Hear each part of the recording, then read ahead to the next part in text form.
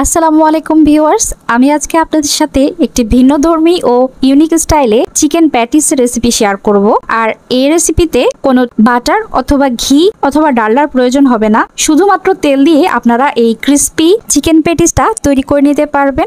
আর তৈরি করাটাও খুবই সিম্পল। তো চলুন এক নজরে দেখে নিন কিভাবে এই মজাদার আর ইউনিক প্যাটিসটা আপনারা বাসায় তৈরি করবেন। রেসিপিটা কিন্তু একদমই স্কিপ করবেন না, সম্পূর্ণ ভিডিওটাই সাথে থাকবেন। কিন্তু প্রথমেই ডোটা তৈরি করব, তার জন্য একটা বাটিতে আমি 3 কাপ ময়দা নিয়ে নিচ্ছি। আপনারা চাইলে কিন্তু এই রেসিপিটা প্যাকেটের আটা দিয়েও করতে পারবেন। 3 কাপের জন্য আমি এখানে 1 চা চামচ লবণ দিয়ে দিয়েছি। লবণটা আপনাদের স্বাদ অনুযায়ী এখানে দেবেন। আর আমি 2 টেবিল চামচ এখানে চিনি দিয়েছি। চিনি আপনারা এখানে 1 টেবিল চামচও দিতে পারেন অথবা নাও দিতে পারেন, তবে 2 টেবিল চামচ চিনি দিলে আমার কাছে মনে হয় যে টেস্টটা ভালো আসে এই প্যাটিসটার। আর এখানে 3 কাপ ময়দার জন্য আমি 3 টেবিল চামচ তেল দিয়ে দিয়েছি রান্নার। আপনারা এখানে বাটার অথবা ঘিও দিতে পারেন। তো এখন আমি একটা স্মুথ ডো তৈরি করে নেব, রুটি পরোটার মতো করে। এই ডোটা তৈরি করতে আমার 1 কাপ থেকে একটু বেশি পানি লেগেছে।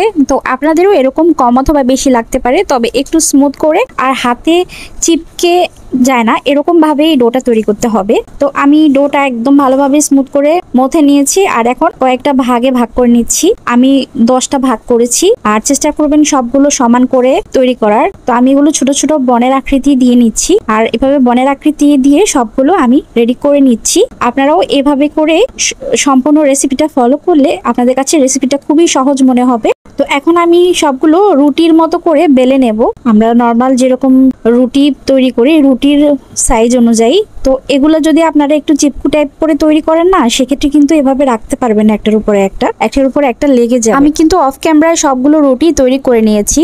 আর এখানে আমি এখন একটা ট্রের মধ্যে 1/2 কাপ রান্না সয়াবিন তেল নিয়ে নিচ্ছি। এখানে রান্না সয়াবিন তেলের পরিবর্তে আপনারা চাইলে বাটার, মেল্টেড বাটার অথবা ঘিটাও দিতে পারেন। এখানে আমি একটু গ্রাইন্ড করার জন্য 1 চা চামচ থেকে একটু বেশি ঘি দিয়ে দিয়েছি। আর আমার ঘিটা ফ্রোজেন ছিল তাই এরকম দেখাচ্ছে। এই একটু ঘিটা দিলে সুন্দর একটা গ্রান ছড়াবে এই প্যাটিসগুলো যখন বেক করব তখন।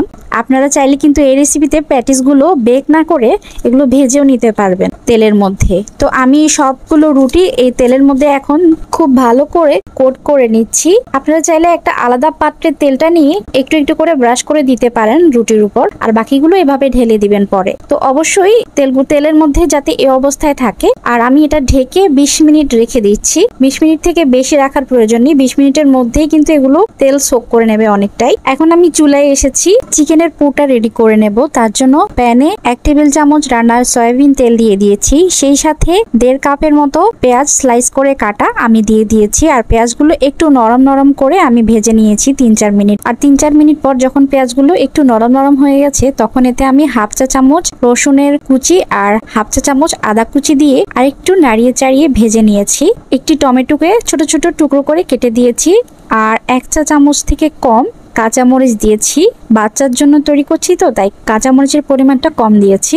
আর এখানে আমি 1 কাপ চিকেনের কিমা দিয়ে দিয়েছি। চিকেনের কিমাটা আমি ফার্মের মুরগির একটা বুকের অংশ দিয়ে করেছি। অনেকে এখানে চিকেনটা সিদ্ধ করে তারপর শেড করে ব্যবহার করে, এতে স্বাদটা তেমন একটা ভালো আসে না। এভাবে করে কিমা যদি দেওয়া হয় সেক্ষেত্রে এই পুরের টেস্টটা অনেকাংশে বেড়ে যায়। 1/2 চামচ থেকে সামান্য কম আমি এখানে লবণ দিচ্ছি। আপনারা আপনাদের স্বাদ অনুযায়ী লবণটা দেবেন। এখানে আমি 1/2 চা চামচ লাল মরিচের গুঁড়া, 1/2 চা চামচ হলুদের গুঁড়া, 1/4 চা চামচ কালো গোলমরিচের গুঁড়া, 1/2 চা চামচ ধনিয়ার গুঁড়া আর 1/2 চা চামচ জিরার গুঁড়া এবং সর্বশেষ 1/2 চা চামচ গরম মশলার গুঁড়া দিয়ে আমি ভালোভাবে নেড়ে চেড়ে এটা 5 থেকে 6 মিনিট ভেজে নেব।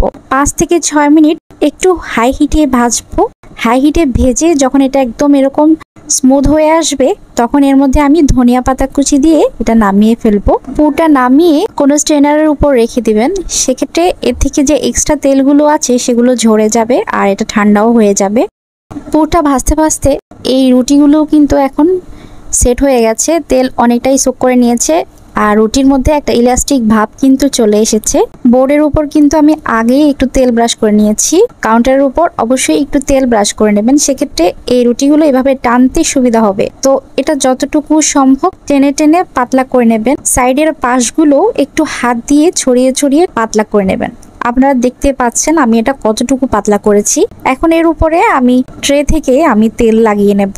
এক্সট্রা করে আর কোনো তেল দিতে হবে না, এখানে যা তেল আছে তাতেই কিন্তু হয়ে যাবে। এই হাফ কাপ তেলেই আপনারা এই মজাদার পেস্ট্রিটা বাসায় তৈরি করে নিতে পারবেন কোনো প্রকার অস্বাস্থ্যকর ডালডা ছাড়া। আমি ভিডিওতে দেখানো নিয়ম অনুযায়ী কিভাবে ফোল্ড করছি আর কখন কখন তেল লাগাচ্ছি একটু কাইন্ডলি কষ্ট করে দেখেন, আপনারা নিজেরাই বুঝে যাবেন। আমি এরপরে আরেকটা দেখাবো। তো প্রতি ফোল্ডের মধ্যেই কিন্তু এভাবে একটু একটু করে তেল ব্রাশ করে দেবেন, হালকা করে, অনেক বেশি না, অল্প অল্প করে দেবেন। লাস্ট পর্যায়ে আমি পুর দিয়ে দিচ্ছি। পুরটা অবশ্যই ঠান্ডা করে এখানে ব্যবহার করবেন। আর তেলটা ঝরানোর জন্য আমি কেন বলেছি আপনারা এখন হয়তোবা দেখি বুঝতে পারছেন, তাই পুরের মাঝেও কিন্তু তেল কম দেওয়ার চেষ্টা করবেন। আমি 1 টেবিল চামচ দিয়েছি, আপনারা তার থেকেও কম দেবেন। তো আরেকটা রুটি আমি এভাবে করেই কিন্তু বড় করে নিয়েছি। এর উপরে আমি তেল ব্রাশ করে নিচ্ছি। তেল ব্রাশ করার পর এভাবে দুই পাশ থেকে ফোল্ড করে নেবেন। এরপর আরেকটু তেল লাগিয়ে নেবেন, হালকা করে তেল লাগাবেন, এটা হাত দিয়েও করতে পারবেন, কোনো সমস্যা নেই। এরপর আবার ফোল্ড করে আবার তেল লাগাবেন, তেল লাগাতে কিন্তু ভুলবেন না। এরপর পুর দিয়ে একটু টেনে টেনে, মানে যেভাবে পুরটা ভেতরে থাকে কোনো পাশে যেন ফাঁকা না থাকে, গোল করে নেবেন অথবা 3 কোণা করে নিতে পারেন। পুরটা যাতে চারপাশ থেকে সিল হয়ে যায় সেভাবে করে এটা বেলে নেবেন, টেনে টেনে ফোল্ড করে নেবেন। এভাবে করে কিন্তু আমি সবগুলো তৈরি করেছি।